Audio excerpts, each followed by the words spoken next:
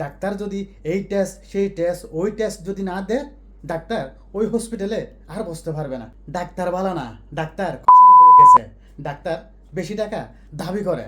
Doctor এই পরীক্ষা সেই পরীক্ষা অনেকগুলা পরীক্ষা দেয়। ডাক্তার বেশি বেশি ওষুধ লেখে। আজকে একটা একটা করে আপনাদেরকে এই বিষয়গুলো আমি শেয়ার করব। ডাক্তার কখনো খারাপ হতে পারে না।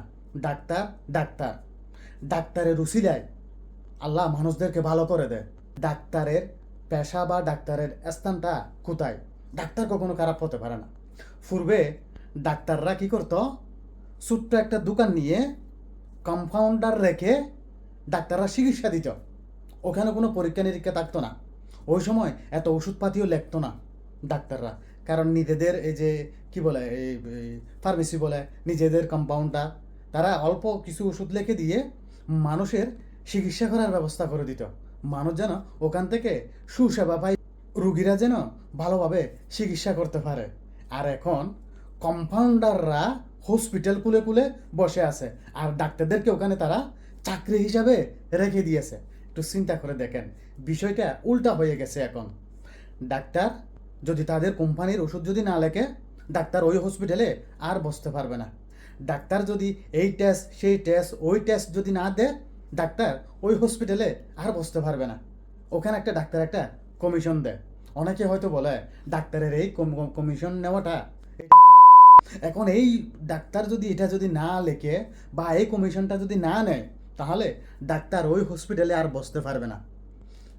তেমনি করে ডাক্তার এই যে আপনার এই কোম্পানির ওষুধ লেখে, ওই কোম্পানির ওষুধ লেখে, ওই কোম্পানিও তাদেরকে একটা এই যে পার্সেন্টেজ বেনিফিট যত হয় তাদের এই যে সেলসের মাধ্যমে ওখান থেকে এই যে কিছু পার্সেন্টেজ ডাক্তারের জন্য তারা রেখে দেয়।